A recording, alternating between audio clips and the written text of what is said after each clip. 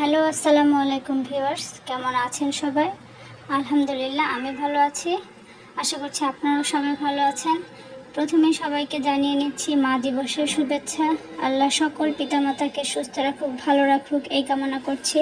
আর আজকের এই বিশেষ দিনে আমি আপনাদের সঙ্গে শেয়ার করছি আমার মায়ের হাতে স্পেশাল একটি রেসিপি। এই রেসিপিটি আমার এত প্রিয়, আমার আম্মু যখনই বানায় তখনই এটা দিয়ে পুরো ভাতটা খাওয়া হয়ে যায়। তো চলুন শেয়ার করি। আমি আজকে দেখাচ্ছি আমার মা যেভাবে টাকি মাছের ভর্তাটা বানায়। তো এখানে আমি টাকি মাছ নিয়েছি আর আলু নিয়েছি। এটা একটু লবণ আর হলুদ দিয়ে সেদ্ধ করে নেব।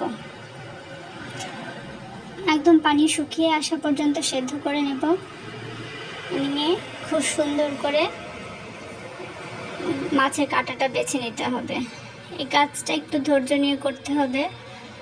মাছের কাঁটা বেছে কাঁটাটা বেছে নেব আর আলুগুলো চটকে নেব।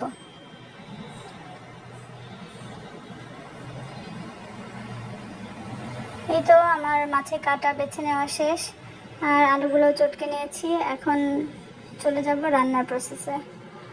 দেখতে পাচ্ছেন আমার আম্মুরা কিন্তু সবসময় অল্প তেল ইউজ করতে ভালোবাসে। খুব সামান্য তেল দিয়েছে, পেঁয়াজ কাঁচামরিচ কুচি দিয়ে দিল। এগুলো একটু ভেজে নেবে। পেঁয়াজ কাঁচামরিচ এটা খুব ভালো করে ভাজা হয়ে গেলে তারপর এর মধ্যে দিয়ে দিবে বেছে রাখা মাছ। একটু রসুন কুচিও দিয়ে দিল। যারা রসুন কুচির ফ্লেভারটা যাদের কাছে অনেক স্ট্রং মনে হয় তারা অ্যাভয়েড করতে পারেন।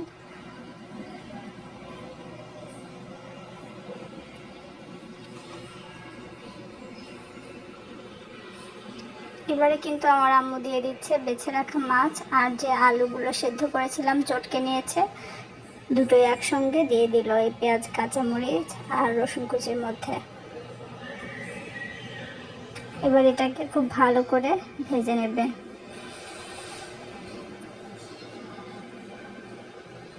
আসলে এটা বলে ঠিক বোঝানোর কিছু নেই, দেখে বোঝা যায় এটা আসলে কিভাবে করতে হয়। এক একজন হয়তো এক এক রকম করে করেন। এটা প্রায় শেষের দিকে হয়ে এসেছে। এই পর্যায়ে আম্মু কিছুটা ধনেপাতা অ্যাড করে দিয়েছে।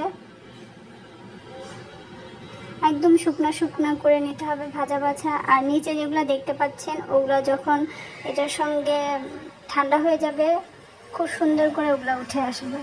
দেখতে পাচ্ছেন কালারটা কত লোভনীয় হয়েছে। আর দেখে কিন্তু আমার এখন আবার খেতে ইচ্ছা করছে। আমার মায়ের হাতের স্পেশাল এই রেসিপিটি আপনাদের কেমন লেগেছে অবশ্যই কমেন্ট করে জানাবেন। আসসালামু আলাইকুম।